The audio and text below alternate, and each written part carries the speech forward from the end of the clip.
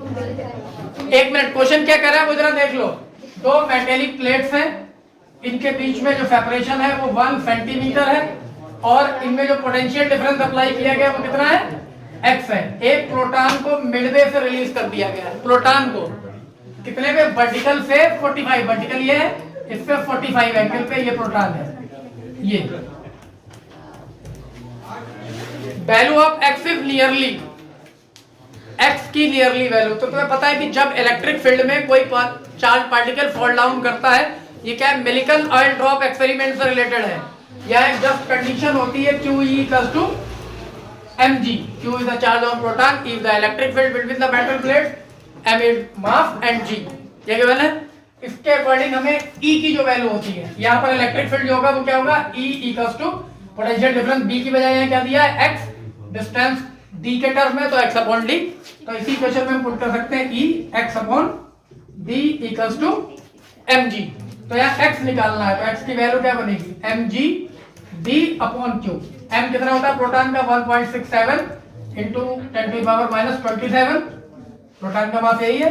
Gravity को अगर हम 10 ले लें, d 1 सेंटीमीटर है तो 10 की पावर माइनस 2 हो गया, और डिवाइडेड बाई q 1.6 इंटू 10 की पावर माइनस 19। अब यहाँ पावर ये तो ऑलमोस्ट एक ही जैसा है, अगर हम 160 डिवाइडेड बाई 1 करें तो 1 पॉइंट समथिंग आएगा। पावर जरा चेक कर लेते हैं, 27 ये है, 2 ये है, 29, इसमें फिर 19 लेस कर दी जाए तो 10 की पावर माइनस 10 इसका ऑर्डर आ रहा है, अप्रॉक्स 10 की पावर माइनस 10 वोल्ट। तो it means D option should be correct, D correct होना चाहिए। खैर अब दूसरे क्वेश्चन को देखें, समझ में आया सबकी बात। नहीं हमने डिवाइड नहीं किया, डिवाइड क्यों नहीं किया, 1.67 है, ये भी रीजन देख लो, जल्दी में तुम लोग ये कर सकते हो, और ये 1.6 है। अगर हम इसको डेसिमल बैलेंस करें या जीरो लगा दें तो क्या डेसिमल कट हो जाएगा, 167 डिवाइडेड बाई 160, एक ही बार तो जाएगा, उसके बाद पॉइंट लग जाएगा, तो इसका मतलब 1 पॉइंट समथिंग है। बाकी पावर्स ये बचेंगी, और यहाँ सब में बनी तो है, तो पावर्स चेक करनी थी हमें, 5 है कि 7 है कि 9 है कि 10 है, तो 10 है, तो इसका मतलब डी वाला ऑप्शन हो गया सही। अब दूसरा देखिए,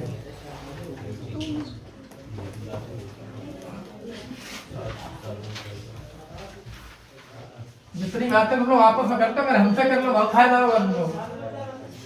दूसरा वाला क्वेश्चन ये है, the electric flux for a Gaussian surface A that encloses the charged particle in free space is given Q1 Q2 Q3, 3 charge दिए हुए हैं।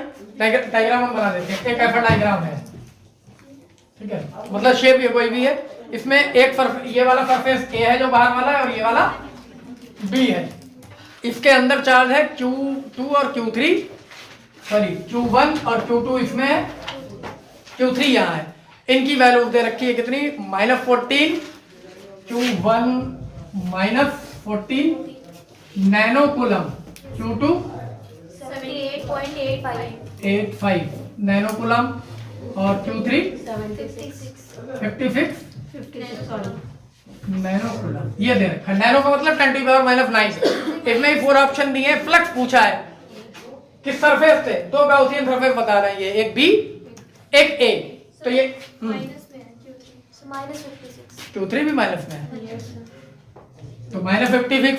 तो फ्लक्स का फॉर्मूला क्या होता है, phi equals to Q in net charge divided by epsilon naught. तो net charge यहाँ देखो क्या क्या है, A सरफेस के अंदर ही तो B वाला भी है, तो इसका मतलब ये भी तो A के अंदर हुए Q1 Q2, तो टोटल चार्ज क्या हुआ, Q1 plus Q2 plus Q3 divided by epsilon not. Q1 Q2 यहाँ अगर चेक करें तो -14 है, प्लस 78.85 है, और -56, और ये नैनो है तो 10 की पावर -9, और ये होता है 8.85 इंटू 10 की पावर -12, ठीक है।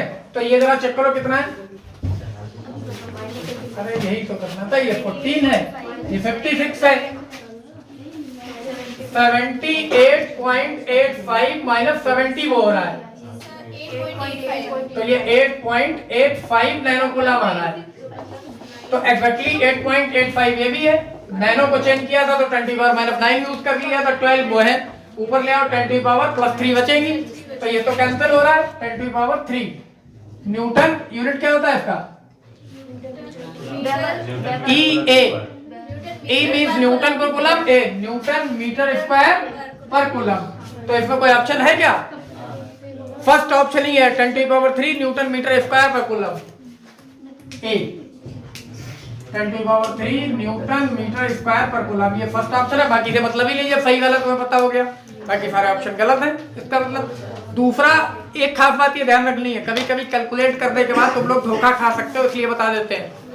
इसमें दूसरे में भी वैल्यू यही है 10⁻³, यूनिट बदल दिया गया है, coulomb newton inverse metre square. तो जल्दी में डिजिट निकाल के ऐसे को टिक मत कर देना जिसमें डिजिट ही आ रहे हो, यूनिट भी देख लेना जिस क्वांटिटी का है, ऐसे भी गलतियां होंगी पूरा, तो ये भी चेक करना जरूरी है। नेक्स्ट वाला देखते हैं, थर्ड वाला question. Two capacitance C1 and C2 are connected in parallel if a charge Q is given to assembly, दोनों को दिया गया मतलब वो charge, the charge gets shared, the ratio of the charge on the capacitor C1 to the C2 is, अब इसमें फिर से 4 ऑप्शन है, C1/C2, C2/C1, C1/C2, 1/C1/C2। तो चेक करने के लिए एक बार देख लेते हैं कौन सा ऑप्शन करेक्ट हो सकता है। एक चीज और तुम लोग ध्यान रखो कि ये जो कैलकुलेशन अभी तुम लोगों ने देखी 1 मार्क्स वाले जो क्वेश्चन होते हैं उसमें ऑलमोस्ट कैलकुलेशन ऐसी रखी जाती है कि इजीली जल्दी सॉल्व कर लो तुम लोग, ऐसी नहीं होती बहुत क्रिटिकल की तो बहुत टाइम वेस्ट हो, क्योंकि 1 मार्क्स का क्वेश्चन होता है तो बोर्ड इस बात का ध्यान रखता है। अब नेक्स्ट वाला जो हमारा थर्ड वाला हमने पढ़ा, 2 कैपेसिटर हैं C1 C2 कैपेसिटर के, उनको पैरेलली कनेक्ट कर दिया गया और एक चार्ज उनको दे दिया गया, तो डिवाइड क्या होगा, चार्ज का रेशियो पूछ रहे हैं कैपेसिटर के, the ratio of the charge on the capacitor. यहां देखो एक कैपेसिटर ये, एक कैपेसिटर ये, और इनको कॉमन चार्ज दिया गया Q, जिसमें सप्लाई से दिया गया हो, ठीक है, इस तरीके से पैरेलल कनेक्ट है। तो अगर इसके अकॉर्डिंग वोल्टेज V1 हो, इसके अकॉर्डिंग V2 हो और चार्ज इसके अकॉर्डिंग Q1 हो और यहाँ पर Q2 हो, तो हद तक खास बात है चार्ज जब पैरेलल कॉम्बिनेशन होता है तो potential difference remain same in all the components. तो इसका मतलब क्या हुआ, V1 V2 तो बराबर ही होगा, तो और Q का फॉर्मूला क्या होता है CV। तो अगर ये B एडिटिव है दोनों में तो कैंसिल हो जाएगा रेशियो निकालने पे, क्योंकि V1 बराबर V2 है, तो डायरेक्ट हमारे पास रिलेशन क्या हो गया, Q1/Q2 इक्वल्स टू C1/C2। तो चाहिए यही रेशियो, यही इसका आंसर हो गया। कोई ऑप्शन है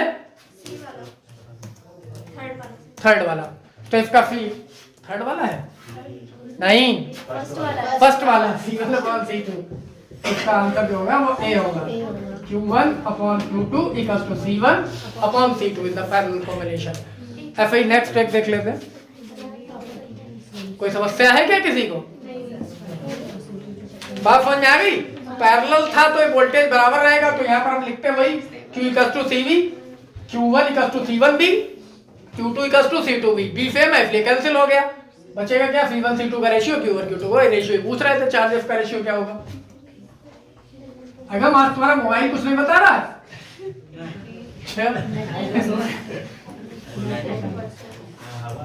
नेक्स्ट वाला फोर्थ क्वेश्चन हमारा है, 5 करेंगे बस, फिर उसके बाद तुम लोग चले आना, टाइम हो रहा है। फिफ्थ क्वेश्चन है, an electric current is pass through a circuit containing 2 wires of the same material connected in parallel if the length and radii of the wires are in the ratio of 4:3 and 2:3। पहले length का और फिर radius का, तो length का radius L1/L2 4/3 है और फिर रेडियाई का कह रहे हैं R1/R2, ये कितना है 2/3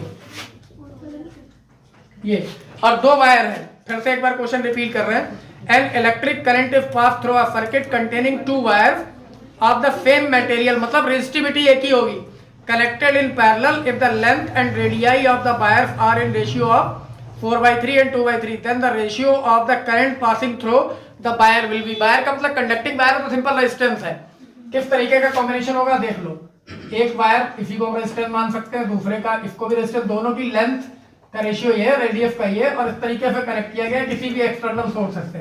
इसमें एक जो करंट आएगा तुम लोगों को पता है, इसमें करंट डिस्ट्रीब्यूट हो जाएगा, एक में 1 और एक में 2 सपोज की, इसी का ये रेशियो पूछ रहे हैं। Then the ratio of the current passing through the wire will be, इनका रेशियो निकालना है। तो कैसे डिसाइड होगा, पैरेलल में फिर से वही वोल्टेज बराबर, इनके रेजिस्टेंस नहीं पता है क्या क्या है, तो R1 R2 का रेशियो चाहिए होगा ना। तो R1 R2 कैसे निकाल सकते हैं, यहाँ देखो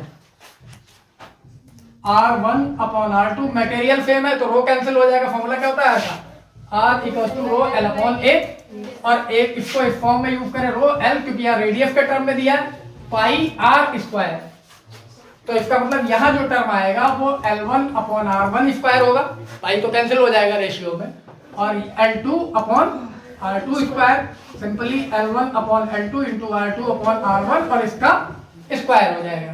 तो यहाँ L1 अपॉन L2 कितना है 4/3, और R2 अपॉन R1 रिवर्स करेंगे 3/2, और उसका भी स्क्वायर 9/4, तो ये 4 कैंसिल, 3 3 जा, तो ये 3 आ गया, तो R1 upon R2 equal to 3 आ गया। रेशियो चाहिए हमें I इक्वल टू होता है B upon R, B fix है दोनों पे, दोनों फिर से पैरेलल है तो वोल्टेज तो एक ही होगा पहले वाले क्वेश्चन की तरह, तो इनवर्सली प्रोपोर्शनल टू R होगा, तो I1 अपॉन I2 अगर हम ले तो ये क्या होगा B2 अपॉन B1, I पढ़ी R के टर्म मिले ना, R2 अपॉन R1 है ना, B अपॉन R के, तो R2 अपॉन R1 ये कितना है, R1 अपॉन R2 है, R2 अपॉन R1 1/3, तो R1 I1 upon I2 equal to 1/3, ये कोई ऑप्शन है क्या, बी वाला, तो ये बी ऑप्शन हो गया, तो आंसर बी इस पर है। ठीक है, कॉन्सेप्ट खास तौर से एमसीक्यू में स्पेशली याद रखने होंगे तुम लोग। देखते हैं ये क्वेश्चन और उसके बाद आप लोग जा सकते हो। नहीं ये यही था फिफ्थ, फोर्थ हमने रीड ही नहीं किया, फिफ्थ वाला रीड किया, चलो फोर्थ कर देते हैं।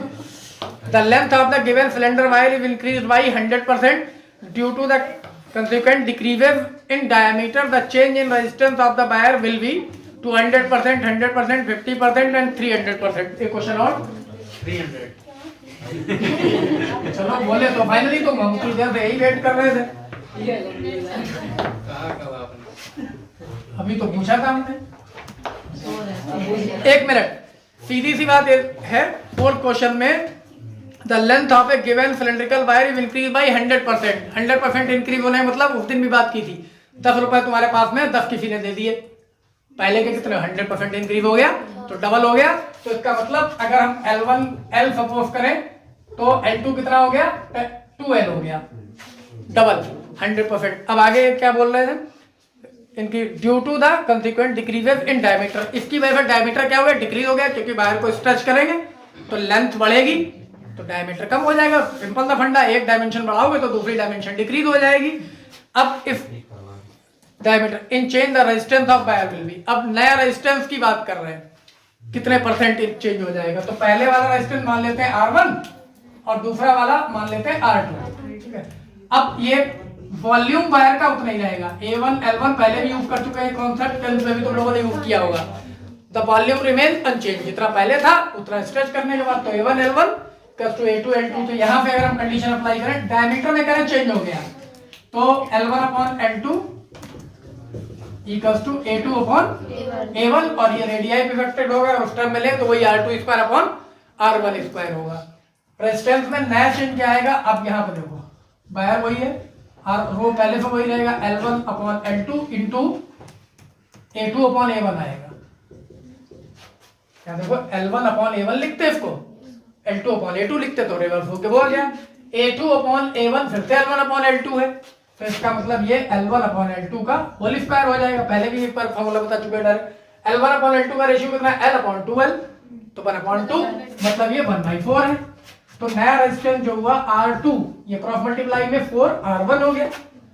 परसेंटेज इंक्रीज के लिए हमने क्या बताया था, तो डेल्टा R इन परसेंट की अगर हम बात करें R2 minus R1 divided by R1 into 100, तो R2 कितना है 4R, पहले वाला था R divided by R into 100, तो क्या हो गया 3R तो है ही, 3R अपॉन R इंटू 100, अगम एग्जैक्टली सही है तुम्हारा भाई 300%। ठीक है, तो इस तरीके से सॉल्व करते हैं तुम लोगों को ये, तो बाकी बच्चे को कल कर लेंगे हम लोग आगे, बाकी तुम लोग जो अपना पढ़ रहे हो वो भी पूछते रहो।